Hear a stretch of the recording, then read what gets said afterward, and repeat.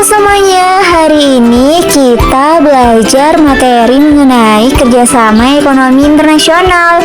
Nah, sebelum kita masuki materi, ada baiknya kita mengetahui terlebih dahulu apa sih itu konsep dari kerjasama ekonomi internasional. Yuk kita simak.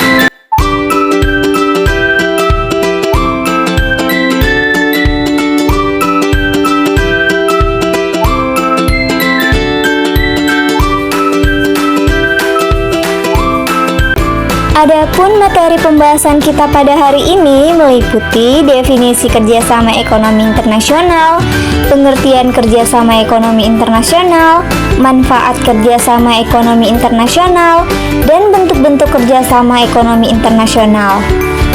Yuk langsung saja masuk ke dalam materi pada hari ini.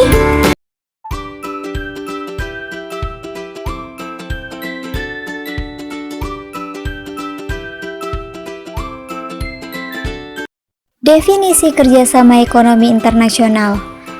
Tiap negara memiliki kondisi geografis dan sumber daya manusia yang berbeda-beda.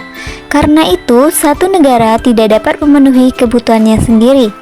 Inilah kemudian yang menjadi salah satu faktor pendorong bagi negara-negara untuk melakukan kerjasama ekonomi internasional. Apa itu kerjasama ekonomi internasional?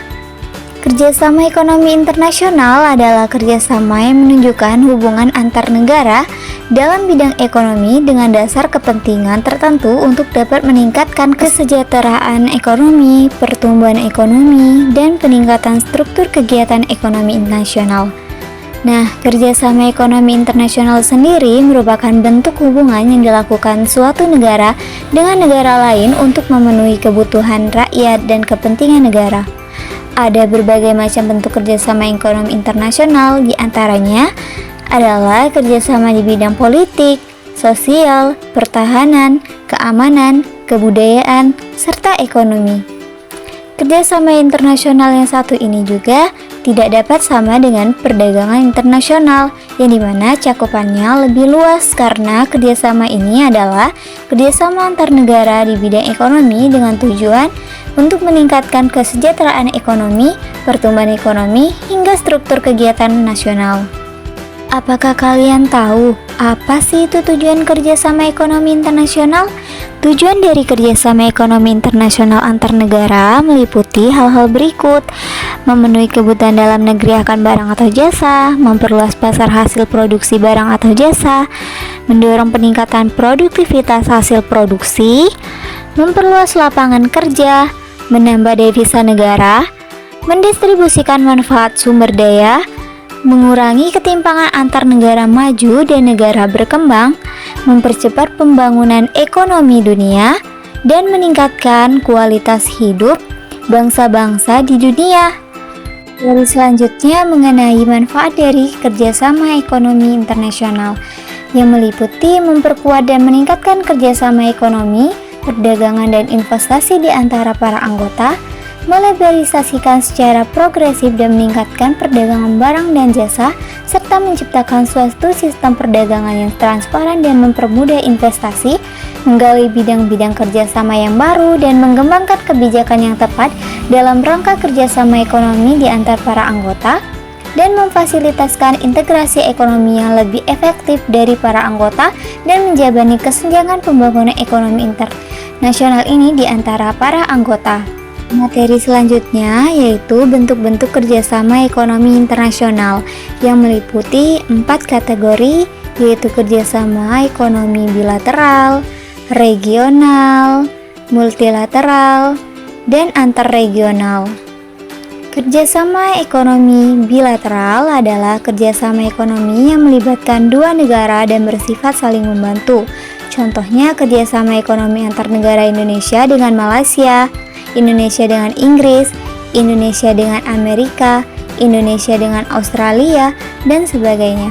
Kerjasama selanjutnya yaitu kerjasama regional, yang dimana adalah kerjasama ekonomi di antara beberapa negara yang berkawasan tertentu, contohnya ASEAN, Uni Eropa, EFTA, APEC, AFTA, Selanjutnya, kerjasama ekonomi multilateral atau internasional adalah kerjasama ekonomi yang melibatkan banyak negara dan tidak terikat oleh batas region atau wilayah kawasan tertentu. Contohnya, kerjasama antar Indonesia, Jerman, Prancis, Jepang, Inggris, Korea, Cina, Rusia, Singapura, dan sebagainya. Selanjutnya, kerjasama ekonomi antar regional, yaitu kerjasama ekonomi di antara dua kelompok kerjasama ekonomi. Contohnya, kerjasama antara Uni Eropa dan ASEAN. Selanjutnya juga terdapat lembaga-lembaga kerjasama ekonomi internasional.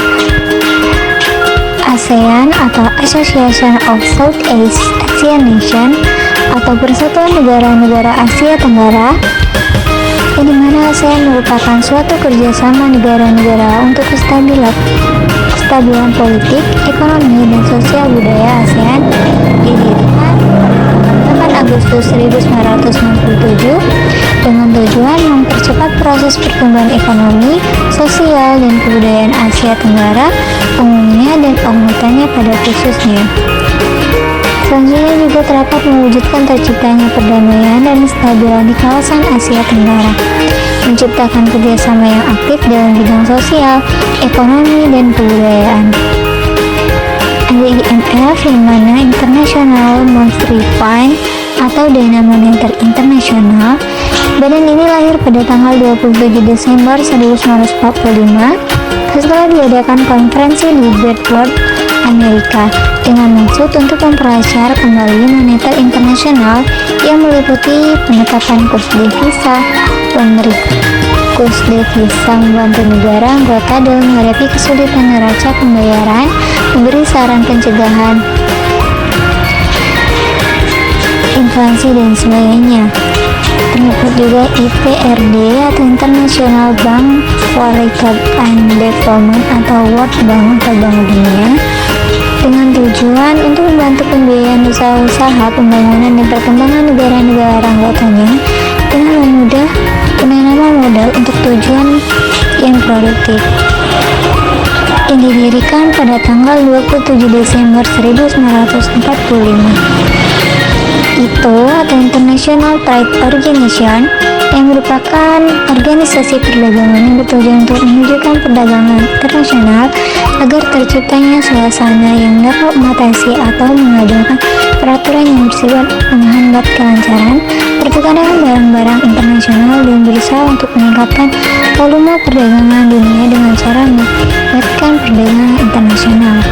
IFC, International Finance Commission atau Badan Keuangan Internasional, didirikan pada tanggal 27 Juli 1956, bertugas memberikan pinjaman kepada pengusaha swasta dan membantu pengalian investasi luar negeri ke negara-negara yang sedang berkembang. IDA atau International Development Association atau Perhimpunan Pembangunan Internasional, yang didirikan tahun 1990 di Washington DC, Amerika Serikat, dengan tujuan untuk mendorong kemajuan ekonomi negara-negara yang sedang berkembang dan memberi pinjaman dengan syarat pinjaman yang ringan. Terdapat juga UNCTAD atau United Nations Conference on Trade and Development atau Konferensi PEB tentang perdagangan dan pembangunan, dengan maksud menguasai kemajuan perdagangan dunia dan mengatur komoditi, hasil industri, penggalian teknologi, perkapalan, dan lain-lain, dan untuk menyebabkan serta memperlancar perundingan internasional mengenai ekspor impor antar negara industri dengan negara yang sedang berkembang, yang sering disebut dialog utara selatan.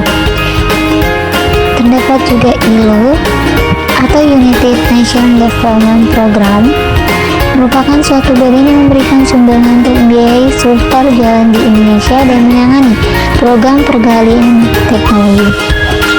UNIDO atau United Nations Industrial Development Organization, didirikan dengan tujuan untuk mengembangkan industri sebagai pembukaan lapangan baru di bidang industri, perbaikan industri, inovasi, dan lainnya. APO didirikan atau ASEAN Progression Organization, yaitu pada tahun 1991, itu untuk menggunakan peranan produktivitas dan mengembangkan ekonomi. dan untuk meningkatkan usaha-usaha di bidang kegiatan tertentu, khususnya pertanian dan perindustrian. APDB atau ASEAN Development Bank atau Pembangunan Asia yang ditujukan untuk meminjamkan dana dan memberikan bantuan teknik kepada negara-negara yang sedang berkembang. OPEC atau Organization of World Corn atau Organisasi Negara-Negara Pengekspor Minyak. APEC, ASEAN Pacific Economic Cooperation, merupakan gabungan negara-negara Asia Pasifik Selatan yang berkembang dengan tujuan untuk memperbaiki dan meningkatkan keadaan ekonomi negara anggotanya. Untuk mencapai tujuan tersebut, maka kerjasama ini dibahas untuk mencapai 3 program kegiatan utamanya. AFTA atau ASEAN Free Trade Area atau Kawasan Perdagangan Bebas Asia Tenggara, yang merupakan organisasi perdagangan bebas ASEAN dengan maksud untuk mengantisipasi dalam menghadapi era perdagangan bebas dunia.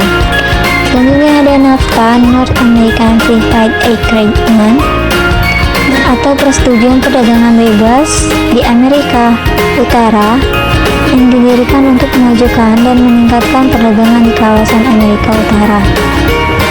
WTO atau World Trade Organization merupakan organisasi perdagangan dunia yang didirikan tahun 1947 dan bermarkas di Havasu, yang kemudian diganti WTO sejak tahun 1995 dengan tujuan menghapus rintangan terutama masalah tarif dan biaya masuk yang dapat membangun perdagangan internasional, menyelesaikan sengketa dagang yang jadi di antara negara anggota. Selanjutnya itu ada IPD, Islamic Development Bank atau Bank Pembangunan Islam, yang didirikan pada tanggal 27 April 1975 dengan tugas utama untuk membangun negara-negara anggota yaitu negara Islam dan meningkatkan pembangunan bidang ekonomi dan sosial. Yaitu ada ASEM atau Asia Eropa Meeting, merupakan forum kerjasama negara Asia dan Eropa untuk meningkatkan pemeliharaan perdamaian secara global, stabilitas dan kemakmuran, yang bertujuan untuk memajukan kegiatan perdagangan dan investasi lebih besar antara dua kawasan yang melibatkan liberalisasi perdagangan dan investasi serta fasilitasi negara anggotanya.